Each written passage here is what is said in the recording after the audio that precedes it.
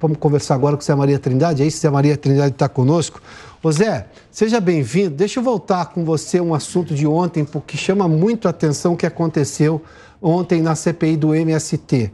Há pouco a gente conversou com o Arthur Maia, que preside a CPMI dos atos do dia 8. Eu perguntei a ele se ele temia essa preocupação, se por acaso as investigações, embora na CPMI haja uma maioria governista, se chegasse próximo do governo, se poderia haver ali uma troca de membros, ou seja, uma interferência no trabalho dele. Ele espera que isso não ocorra. Mas isso já é fato na CPI do MST. Bem-vindo, Zé.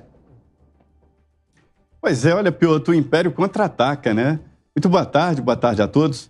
Piotr, esta decisão do Centrão em agradar o governo e tomar, e esta é a palavra, tomar a CPI do MST, provocou uma reação forte dentro da própria CPI. Agora é maioria governista. A CPI que investiga o MST, o seu funcionamento, lideranças e financiamento, estava incomodando o governo. O ponto alto foi a convocação do ministro-chefe da Casa Civil, Rui Costa.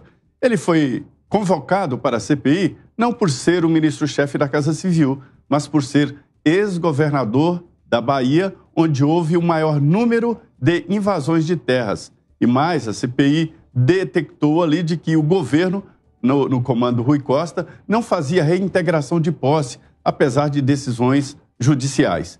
E aí foi o ponto final. O governo contra-atacou, colocou deputados de confiança, até agora 7 mudanças, e tomou a maioria do grupo.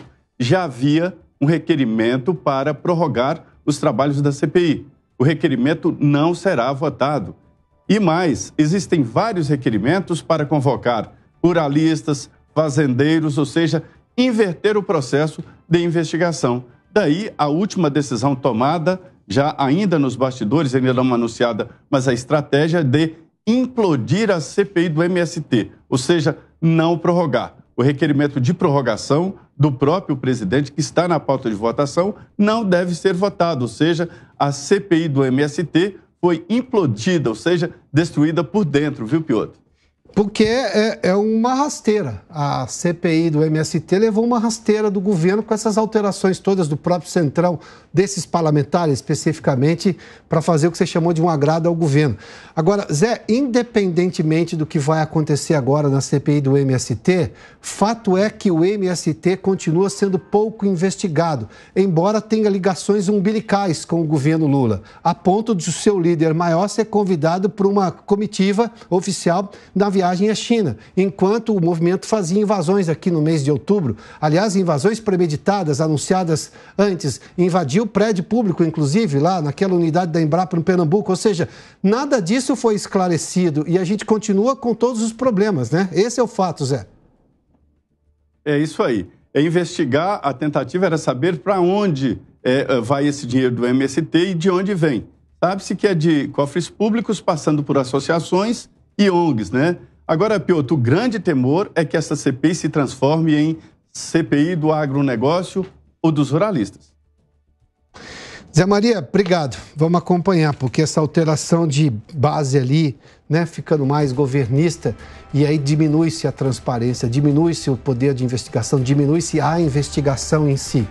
Mas nada muda. O MST ainda continua quase que uma caixa preta em relação a como recebe financiamento, de que forma gasta e é o dinheiro que recebe.